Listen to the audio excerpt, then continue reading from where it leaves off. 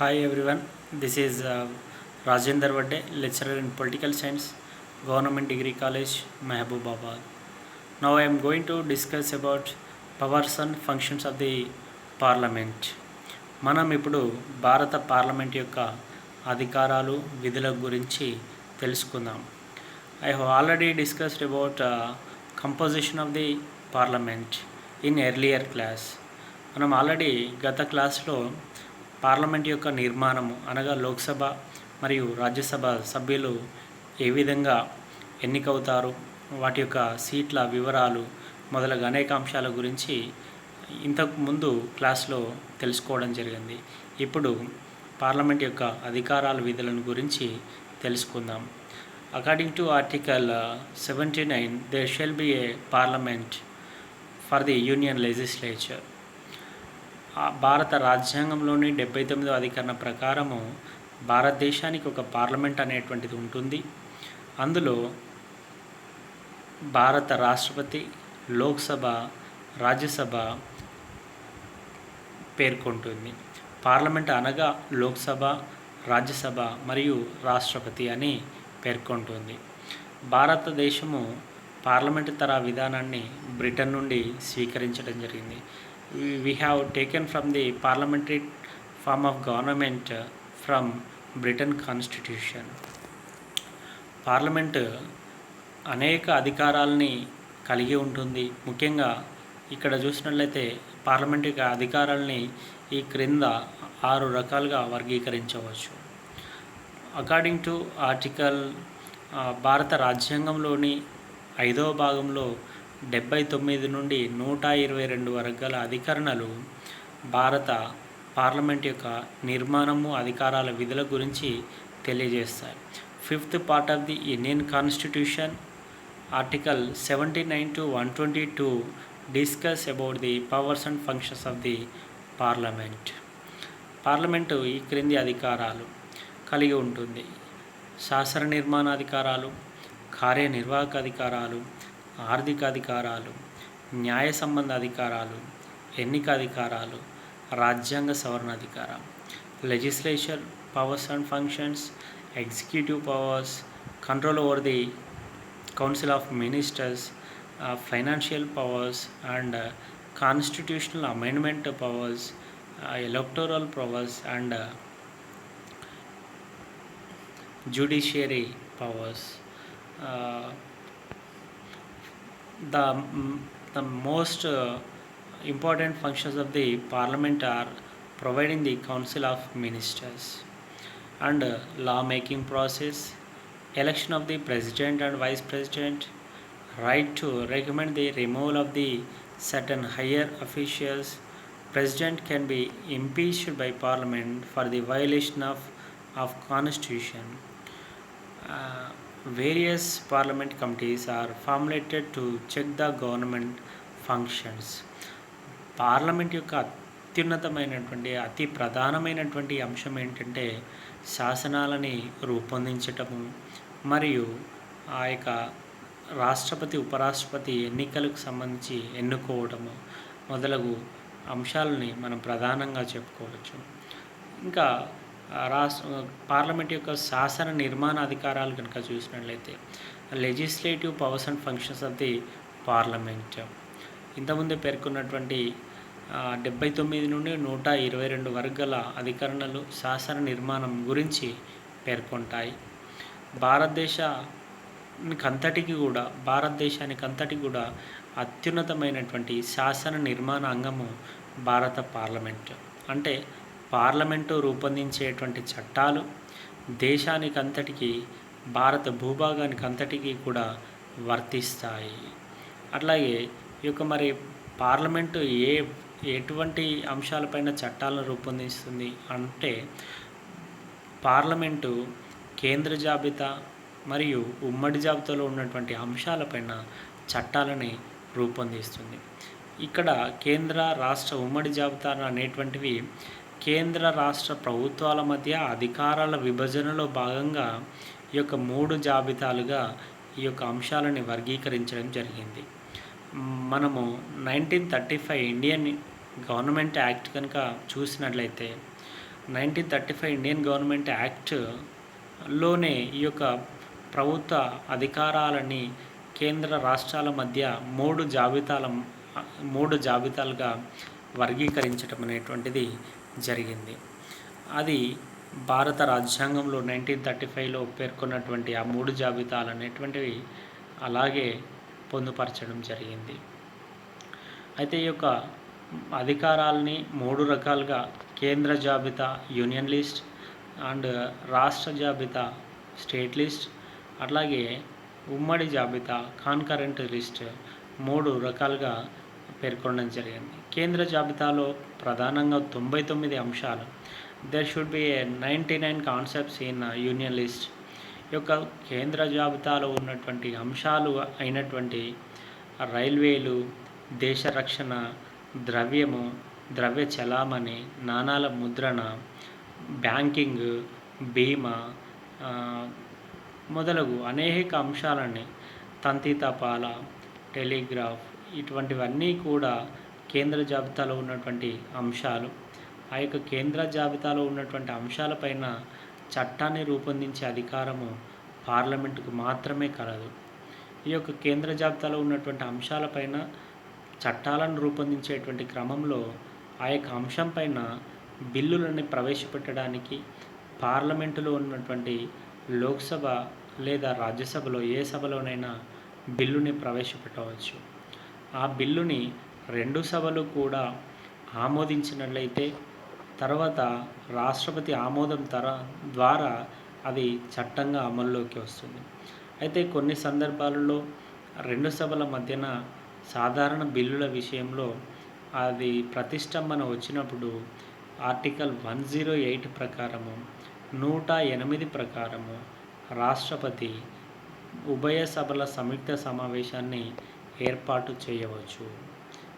ఈ విధంగా సాధారణ బిల్లుల విషయంలో రెండు సభల మధ్య ప్రతిష్టంభన వచ్చినప్పుడు ఇప్పటి వరకు 3 సార్లు ఉభయ సభల సంయుక్త సమావేశాన్ని జాయింట్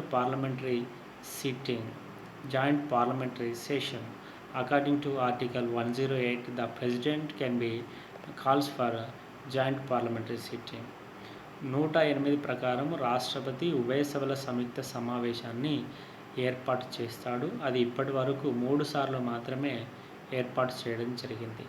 1961 వరకట్న నిషేధం గురించి, అట్లాగే 1978లో బ్యాంకింగ్ సర్వీస్ కమిషన్ గురించి, అట్లాగే 2002లో పోటా బిల్లు విషయంలో ఈ విధంగా 3 times ఉభయ సభల సంయుక్త సమావేశాన్ని ఏర్పాటు చేశారు. అట్లా కేంద్ర జాబితాతో పాటు పార్లమెంటు ఉమ్మడి జాబితాలో ఉన్నటువంటి 52 అంశాలపైన చట్టాలను రూపొందించేటువంటి అధికారము కలిగి ఉంది. ఉమ్మడి జాబితాలో ప్రధానంగా విద్య, వివాహము, విడాకులు, విద్యుత్తు మొదలగు అంశాలను ఉమ్మడి జాబితాలో ఉన్నాయి. ఆ అంశాలపైన కూడా అటు కేంద్ర ప్రభుత్వము ఇటు రాష్ట్ర ప్రభుత్వము రెండు చట్టాలను రూపొందించేటువంటి అధికారం కలిగి ఉన్నాయి. అయితే కొన్ని ప్రత్యేక పరిస్థితులలో రాష్ట్ర జాబితాలో ఉన్నటువంటి అంశాలపైన కూడా పార్లమెంటు చట్టాలను రూపొందించే అధికారము కలిగి ఉంది. ఎప్పుడు అంటే జాతీయ అత్యవసర పరిస్థితి అమల్లో ఉన్నప్పుడు, మరియు 2 అంతకంటే ఎక్కువ రాష్ట్రాలు రాష్ట్ర జాబితాలో ఉన్నటువంటి అంశంపైన చట్టాన్ని రూపొందించమని పార్లమెంటును కోరినప్పుడు, ఈ విధంగా మన రాష్ట్ర జాబితాలో ఉన్నటువంటి అంశాలపైన కూడా పార్లమెంటు కొన్ని ప్రత్యేక పరిస్థితుల్లో చట్టాలను రూపొందించవచ్చు. నెక్స్ట్ వన్ కార్యనిర్వాహక అధికారాలు, కంట్రోల్ ఓవర్ ది ఎగ్జిక్యూటివ్ అని చెప్పవచ్చు. పార్లమెంటు అంటే ప్రధానంగా లోక్సభ మంత్రిమండలిని నియంత్రిస్తుంది అని చెప్పవచ్చు. ఇక్కడ పార్లమెంటరీ ప్రభుత్వ లక్షణం కనుక చూసినట్లయితే కార్యనిర్వాహక శాఖ శాసన శాఖకు బాధ్యత వహిస్తుంది. మంత్రిమండలి అంటే ఇక్కడ కార్యనిర్వాహక శాఖ శాసనశాఖకి బాధ్యత వహిస్తుంది. అనగా ఇక్కడ శాసనశాఖ అనగా లోక్సభ. మంత్రిమండలి లోక్సభ విశ్వాసం ఉన్నంత వరకు మాత్రమే అది కొనసాగుతుంది అని చెప్పవచ్చు. మంత్రిమండలి లోక్సభ విశ్వాసం ఎప్పుడైతే కోల్పోతుందో వారు పదవి కోల్పోవడం అనేటువంటిది జరుగుతుంది. అందుకే లోక్సభ మంత్రిమండలిని అనేక రకాలుగా నియంత్రణ చేయడానికి ప్రయత్నం చేస్తుంది. అది ఏ విధంగా అంటే ప్రశ్నలు, అనుబంధ ప్రశ్నలు, అలాగే అనేక రకాలైనటువంటి తీర్మానాలు, ఎగ్జాంపుల్ వాయిదా తీర్మానము, అవిశ్వాస తీర్మానము, కోత తీర్మానము, ఈ విధంగా అనేక రకాలైనటువంటి తీర్మానాలు ప్రవేశపెట్టి మంత్రిమండలిని, కార్యనిర్వాహక శాఖని నియంత్రిస్తూ ఉంటుంది. ఎగ్జాంపుల్ మంత్రిమండలిని అంతా కూడా అనేక రకాలైనటువంటి ప్రశ్నలు అడగడం జరుగుతుంది సభలో. Example there are two types of questions are there: star mark question and unstar mark question. నక్షత్ర గుర్తుగల ప్రశ్నలు, నక్షత్ర గుర్తులేని ప్రశ్నలు అని రెండు రకాల ప్రశ్నలు ఉంటాయి. ఆ యొక్క నక్షత్ర గుర్తుగల ప్రశ్నల్ని అడిగినట్లయితే సంబంధిత మంత్రి మౌఖిక సమాధానము చెప్పవలసి ఉంటుంది. ఆ యొక్క దానికి అనుబంధ ప్రశ్నలను అడగవచ్చు.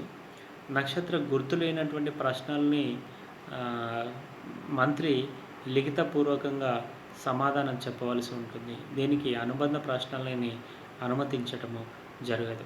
ఈ యొక్క ప్రశ్నల్ని అడగటానికి సంబంధిత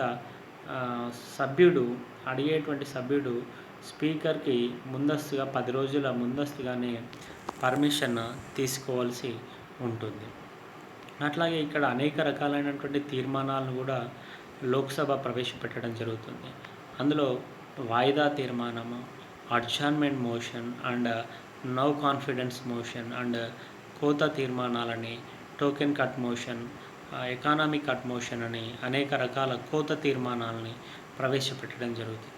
ఇవన్నీ కూడా మంత్రిమండలిని అంటే కార్యనిర్వాహక శాఖని నియంత్రించడానికి ప్రధానంగా లోక్సభ ఉపయోగించేటువంటి పద్ధతులు అని చెప్పవచ్చు. వాయిదా తీర్మానం అనగా సభ చర్చ జరుగుతుండగా ఒక ప్రధానమైనటువంటి అంశం గురించి చర్చించడానికి ఆ జరుగుతున్నటువంటి చర్చని ఆపివేసి వేరే ఒక ప్రధానమైనటువంటి సమస్య గురించి చర్చించడానికి ప్రవేశపెట్టే తీర్మానమే వాయిదా తీర్మానం అని చెప్తాము. అట్లాగే అవిశ్వాస తీర్మానము, నో కాన్ఫిడెన్స్ మోషన్. దీన్ని ముఖ్యంగా ప్రతిపక్షం పార్టీ వాళ్ళు అధికార పార్టీ పైన ప్రవేశపెట్టడం జరుగుతుంది. ఇది కేవలం లోక్సభలో మాత్రమే ప్రవేశపెట్టవలసి ఉంటుంది. దీనికి లోక్సభలో 50 మంది సభ్యుల యొక్క మద్దతు అవసరం. అవిశ్వాస తీర్మానాన్ని ప్రవేశపెట్టినట్లయితే లోక్సభ స్పీకర్ దానికి అనుమతించాలా వద్దా అనేది అతని యొక్క నిర్ణయం పైన ఆధారపడి ఉంటుంది. ఒకవేళ అవిశ్వాస తీర్మానాన్ని ప్రవేశపెట్టడానికి అనుమతించినట్లయితే దానిపైన చర్చ జరిగి ఓటింగ్ జరుగుతుంది. ఆ ఓటింగ్లో ప్రభుత్వము తక్కువ ఓట్లు కనుక పొందినట్లయితే ఆయా ప్రభుత్వము అంటే మంత్రిమండలి రాజీనామా చేయవలసి ఉంటుంది. అంటే అవిశ్వాస తీర్మానము నెగ్గినట్లుగా భావించినట్లయితే ప్రభుత్వము అనగా మంత్రిమండలి రాజీనామా చేయవలసి ఉంటుంది. ఈ విధంగా మంత్రిమండలిని, కార్యనిర్వాహక శాఖను శాసనశాఖ అంటే ప్రధానంగా లోక్సభ అనేక రకాలుగా నియంత్రణ చేస్తూ ఉంటుంది. నెక్స్ట్ ఆర్థిక అధికారాలు కనుక చూసినట్లయితే పార్లమెంట్ యొక్క అనుమతి లేకుండా పన్నులు పెంచడానికి, పన్నులు తగ్గించడానికి, అట్లాగే భారత సంఘటిత నిధి నుండి డబ్బులు ఖర్చు చేయడానికి అవకాశము లేదు అని చెప్పవచ్చు. అంటే భారత సంఘటిత నిధి పైన పూర్తిగా పార్లమెంట్ యొక్క ఆమోదము అనేది అవసరం. సంఘటిత నిధి నుండి ఖర్చు చేయడానికి పార్లమెంట్ యొక్క అనుమతి అనేది అత్యవసరమో చెప్పవచ్చు. అట్లాగే పార్లమెంట్ అనుమతి లేనిదే పన్నులు పెంచరాదు, పన్నులు తగ్గించడానికి కూడా వీలు లేదు అని చెప్పవచ్చు. అట్లాగే లోక్సభ బడ్జెట్ని ఆమోదిస్తుంది. ఈ యొక్క ఆర్థికపరమైనటువంటి అధికారాల విషయంలో లోక్సభకి రాజ్యసభతో పోల్చినట్లయితే అత్యధిక అధికారాలు కలిగి ఉన్నాయని చెప్పవచ్చు. ఎందుకంటే ఆర్థిక బిల్లులని మొదట లోక్సభలోనే ప్రవేశపెట్టవలసి ఉంటుంది. అట్లాగే లోక్సభ ఆమోదించినటువంటి ఆర్థిక బిల్లులని రాజ్యసభ కేవలము 14 రోజులలోపు ఆమోదించవలసి ఉంటుంది. ఆ విధంగా ఆర్థిక బిల్లులని రాజ్యసభ 14 రోజులలోపు ఆమోదించినట్లయితే అది రాజ్యసభ ఆమోదించినట్టుగానే భావించి లోక్సభ స్పీకర్ దాన్ని ఆమోదించడం జరుగుతుంది. అట్లాగే ఆర్థిక బిల్లులని లోక్సభలో ప్రవేశపెట్టడానికి ముందు రాష్ట్రపతి యొక్క ముందస్తు అనుమతి అనేటువంటిది అవసరం. ఇక్కడ రాజ్యసభకి ఆర్థిక బిల్లుల విషయంలో కేవలము 14 రోజుల వ్యవధి మాత్రమే ఉంటుంది. కాబట్టి రాజ్యసభతో పోల్చినట్లయితే లోక్సభకి ఎక్కువ అధికారాలు ఉన్నాయని చెప్పవచ్చు. నెక్స్ట్ వన్, ఎన్నిక అధికారాలు. పార్లమెంటు అనేక మందిని, అనేక వ్యక్తులని ఎన్నుకోవడం అనేటువంటి జరుగుతుంది. ప్రధానంగా భారత రాష్ట్రపతి మరియు ఉపరాష్ట్రపతిని ఎన్నుకోవడానికి ఒక ఎన్నికల గణం అనేటువంటిది ఉంటుంది. మనము రాష్ట్రపతి యొక్క అధికారాల్లో కూడా చెప్పుకున్నాం. రాష్ట్రపతిని ఎన్నుకోవడానికి the president was elected by the electoral college. భారత రాష్ట్రపతి ఎలక్టోరల్ కాలేజీ ద్వారా ఎన్నుకోబడతాడు, ఒక ఎన్నికల గణం ద్వారా ఎన్నుకోబడతాడు. ఆ ఎన్నికల గణంలో ఎవరెవరు సభ్యులుగా ఉంటారు అంటే పార్లమెంట్ యొక్క ఉభయ సభల సభ్యులు ఈ యొక్క రాష్ట్రపతి ఉపరాష్ట్రపతి ఎన్నుకోబడేటువంటి ఎన్నికల గణంలో సభ్యులుగా ఉంటారు. అనగా భారత రాష్ట్రపతిని ఉపరాష్ట్రపతిని ఎన్నుకోవడానికి ఆ ఎన్నికల గణంలో పార్లమెంటు సభ్యులు కూడా సభ్యులుగా ఉంటారు. అనగా రాష్ట్రపతి మరియు ఉపరాష్ట్రపతిని పార్లమెంటు ఎన్నుకుంటుంది. అట్లాగే లోక్సభ సభ్యులు తమలో ఒకరిని స్పీకర్గాను మరొకరిని డిప్యూటీ స్పీకర్గాను ఎన్నుకుంటారు. అట్లాగే రాజ్యసభ సభ్యులు తమలో ఒకరిని డిప్యూటీ చైర్పర్సన్గాను ఎన్నుకుంటారు. నెక్స్ట్, పార్లమెంటులో అనేక కమిటీలు ఉంటాయి. పార్లమెంటు యొక్క కమిటీ సభ్యులని కూడా పార్లమెంటు ఉభయ సభలు ఎన్నుకోవడం జరుగుతుంది. ఎగ్జాంపుల్, ప్రభుత్వ ఖాతాల సంఘము, public accounts committee, committee on public undertakings, ప్రభుత్వ ఉపక్రమాల సంఘము, అంచనాల సంఘము, estimates committee, rules committee, advisory committee, అలాగే పార్లమెంటు వ్యవహారాల కమిటీ అని ఈ విధంగా అనేక కమిటీలకి ఆ యొక్క పార్లమెంటు సభ్యులని ఎన్నుకోవటం అనేటువంటిది జరుగుతుంది. ఇది పార్లమెంట్ యొక్క ఎన్నిక సంబంధమైనటువంటి అధికారాలుగా చెప్పవచ్చు. నెక్స్ట్ వన్, రాజ్యాంగ సవరణ అధికారాలు. భారత రాజ్యాంగాన్ని సవరించేటువంటి అధికారము పార్లమెంటుకు ఎక్కువగా అధికారాలు ఉన్నాయని చెప్పవచ్చు. 20 part of the Indian constitution, భారత రాజ్యాంగంలోని 20వ భాగంలో ఆర్టికల్ 368 ఈ యొక్క రాజ్యాంగ సవరణ విధానాన్ని గురించి పేర్కొంటుంది. We have taken from the constitutional amendment procedure from దక్షిణాఫ్రికా.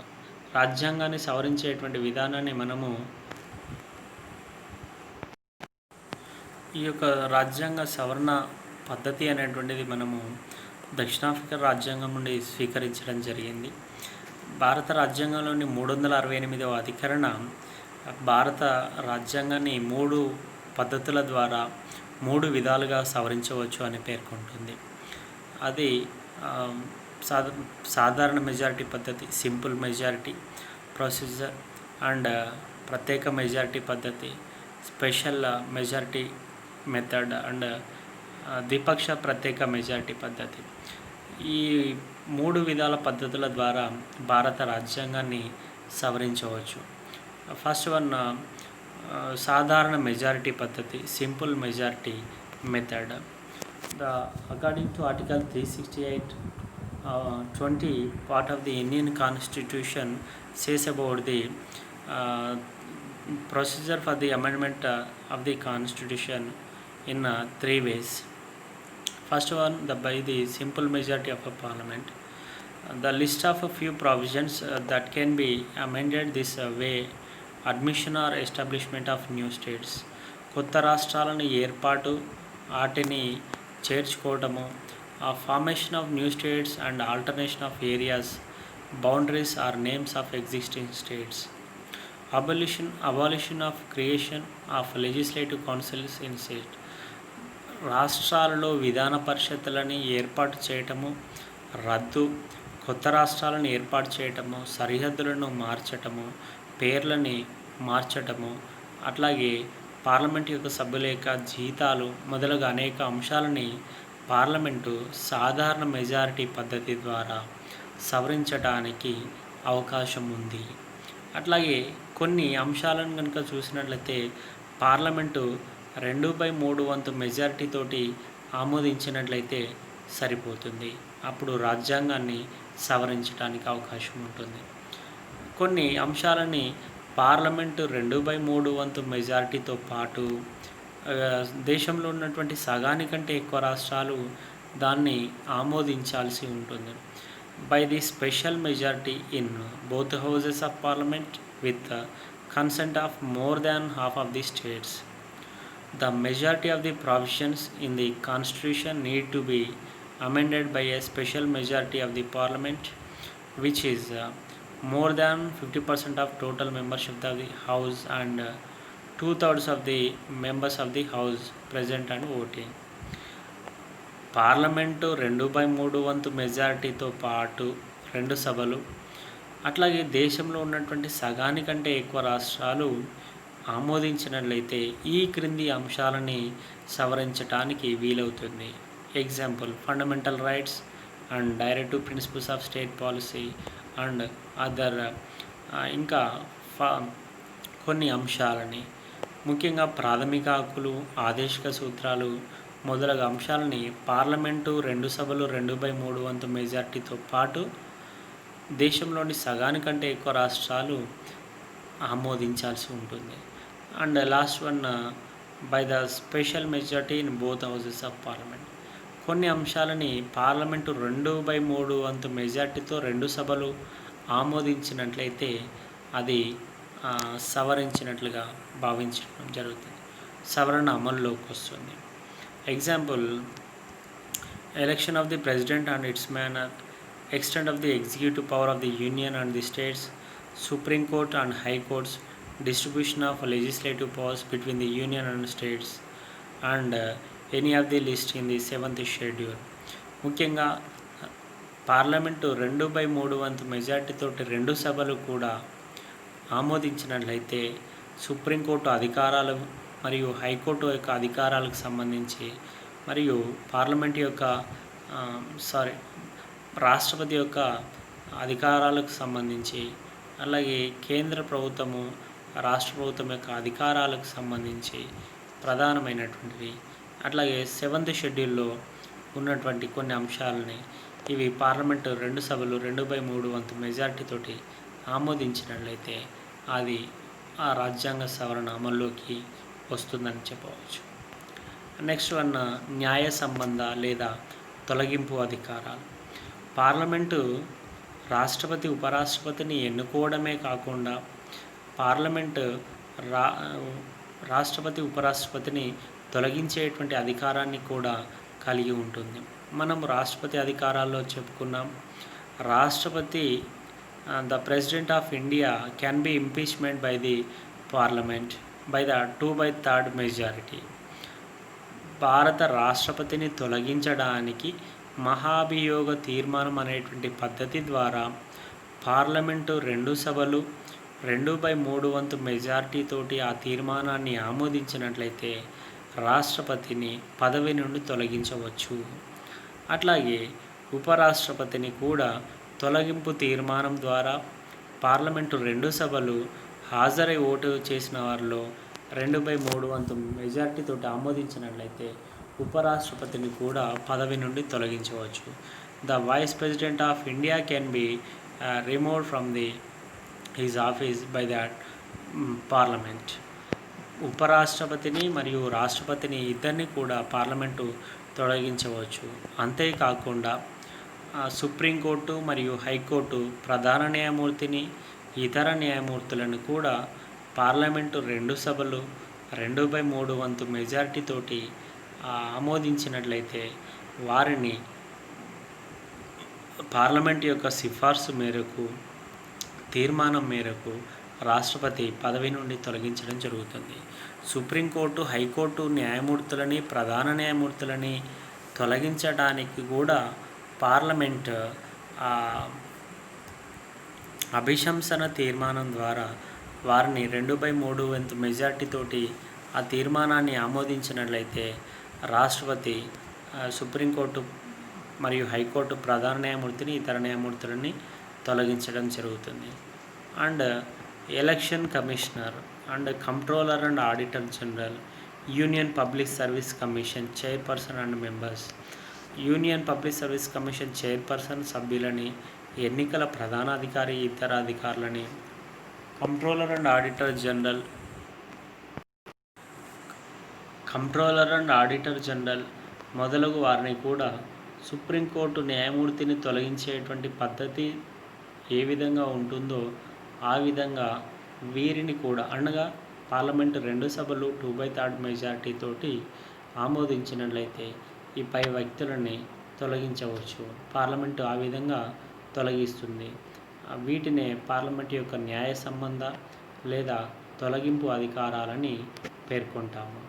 నెక్స్ట్ వన్, పార్లమెంటు అనేక రకాలైనటువంటి చర్చా వేదికగా పనిచేస్తుంది. అంటే దేశానికి అంతటికి చట్టాలను రూపొందించడమే కాకుండా ఇంకా అనేక రకాలైనటువంటి కమిటీలని, ఆ కమిటీలకి అధికారులని, కమిటీకి సభ్యులని నియమించడం అనేటువంటిది ఒక చర్చా వేదికగా పనిచేస్తుంది అని చెప్పవచ్చు. ఈ విధంగా పార్లమెంటు భారతదేశానికి అంతటికి, భారత భూభాగానికి అంతటికీ కూడా చట్టాలని రూపొందించేటువంటి అత్యున్నతమైనటువంటి ఒక శాసన నిర్మాణ అంగము అని చెప్పవచ్చు. Thank you.